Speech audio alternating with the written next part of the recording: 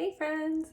I'm going to make a quick little video to show you how to mix up your color and how to apply it by yourself. And this will get you through until I can see you again, okay? So if you have the kit that I gave you, here's what you're going to need. In your kit, you'll have everything that you see here except for the tint bowl. You can use anything you have at your house. Probably a Tupperware bowl would work best. I don't recommend using like a light colored ceramic bowl because it might stain, but Tupperware should work just fine. Tint brush, gloves, the hair dye, and developer. So for mixing, you're gonna mix equal parts of this developer and this dye. You'll notice that they're both 2 ounces. This is 2 ounces of developer, and this is a 2-ounce tube.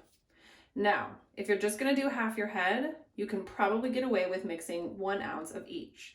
If you feel comfortable measuring out 1 ounce of developer, then I would recommend going and do that. You'll see on this tube, you can squeeze it out to the 1 ounce mark, and that'll give you 1 ounce of color.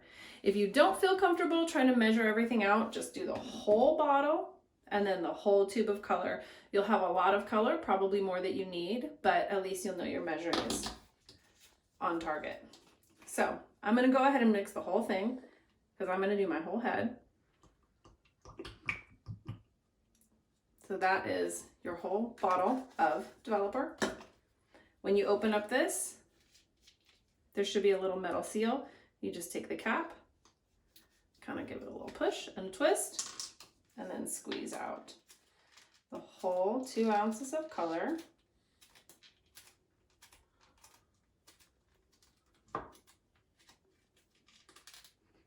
Just like that. Then you take your brush and you just mix.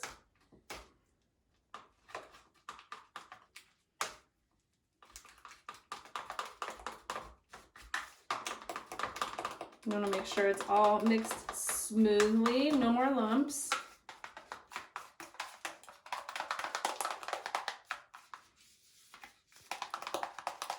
And once you have a nice smooth consistency like that, you're ready to apply.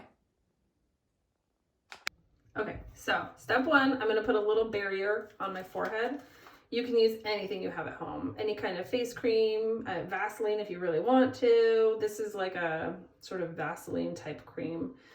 Don't go too heavy on it and don't go really deep into your hairline, but just kind of rub it in a little bit just so you don't totally stain.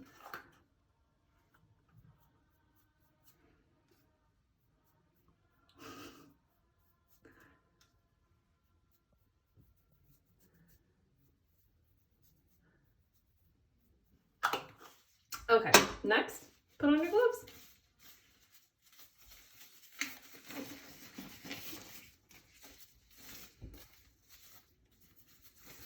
Now, for most of you, you'll probably be more comfortable just doing the parts of your hair that you can really see. So you're just gonna do your hairline, wherever you part, and then just a little bit outside of that.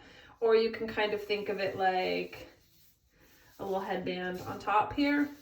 Maybe just do a little bit back there and a little bit back there. Trying to get through and do all this stuff in the back is going to be hard, and you might run the risk of covering up your highlights or just making a mess. So I don't recommend that you do that, and when I can see you again, we will make sure all that hair back there gets covered. So just take a little bit of color and give yourself a nice clean part and just apply.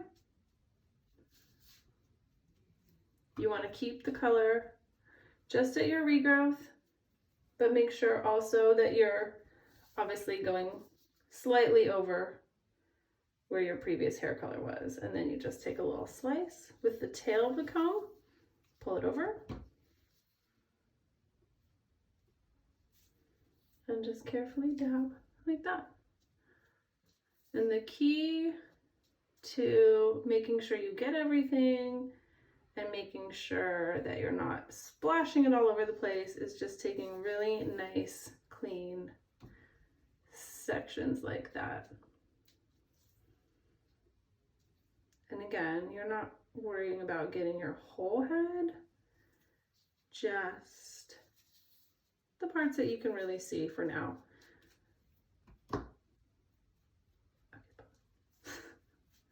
You pause.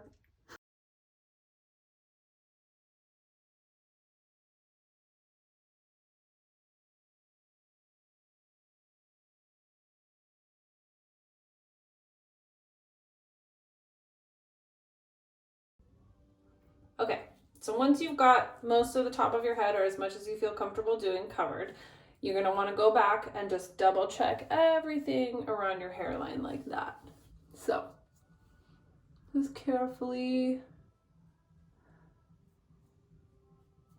Hopefully you got enough barrier cream on there that you don't end up with too bad of a stain.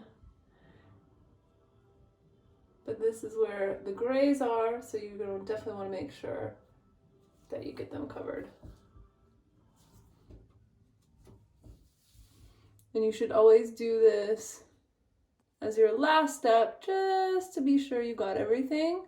And then once you got all of that, double check, then you can kind of ponytail everything up and just carefully try to do the back.